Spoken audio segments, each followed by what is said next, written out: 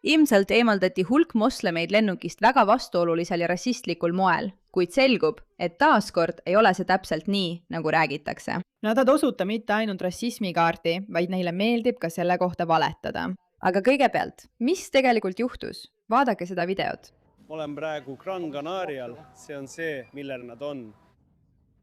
5 moslemi nime, mida nad nägid, võeti meid lennukist välja ja meid eemaldatakse lennult ning me pidime lendama Birminghamisse. Kõik andke sellele tolmusele firmale kõige halvemad hinnangud. Vaadake neid inimesi, vaadake neid 5 moslemi nime. 5 moslemi nime te tahate meid eemaldada, poisid. Ma mõtlen, et see kõlab väga rassistlikult ja väga probleemsena. Kõik, minge ja teatage sellest tolmusest firmast. Nad ei lase meid Ühendkuningriiki tagasi lennata. Nad üritavad meile öelda, et lähete West Midlandsi lennule ja siis viiakse teid bussiga lõpuni välja. Kas see on loogiline inimeste jaoks? Tegelikult ei ole sellel mingit mõtet nüüd, kui sa küsid. Tundub, et võib-olla sul ei ole kogu lugu õigesti.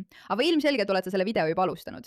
5 moslemi nime on eemaldatud. Nii et selle ümber peab olema tohutu poleemika. Ma mõtlen, miks nad seda teeksid? Lihtsalt sellepärast, et nad vihkavad neid. Ei, siin peab midagi muud toimuma. Anna meile teada, mis see on. 5 inimest, terve lend, kõik pääsevad peale, välja arvatud need 5 moslemi nime. Kõik minge ja kaevake selle tolmuse firma peale. Ma lihtsalt tahan koju saada eemale sellest tolmusest riigist. Gran Canaria, jah, see ongi see lend, see ongi see lennuk. Kas me võiksime rääkida sellest, et ta kasutab väljendit tolmune firma? Nagu see oleks mingi väljend. Mis see üldse tähendab? Ma ei ole fänn. Kasuta midagi paremat. Vaata seda kirja, mille nad meile andsid. Loe seda. Kahjuks on teie lennule rohkem reisijaid, kui sellele mahub. Meie poliitika järgi me ei broneeri lende kunagi üle, kuid ettenägematute operatiivsete põhjuste tõttu pidime teie lendu opereerima väiksema lennukiga, kui algselt planeeritud. Kuna teie reisiplaanid on mõjutatud, pakume teile võimalust oma broneeringut muuta.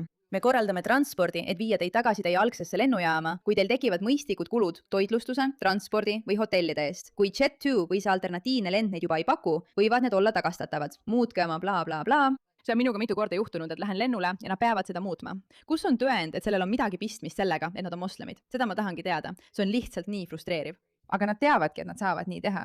Nad teavad, et saavad lihtsalt rassismi kaarti mängida ja hirm, et neid nimetatakse rassistiks, kõige suurem hirm üldse, ajab kõik segadusse, isegi kui neil pole selle tõestuseks mingitki tõendit. Kui me dokumenti loeme, siis seal pole midagi konkreetset. See on tavaline käitumine, eriti kui broneerid viimasena. Me ei tea, kas nad broneerisid viimasena, aga eriti kui oled noor mees ja reisid palju, siis see lihtsalt juhtubki nii.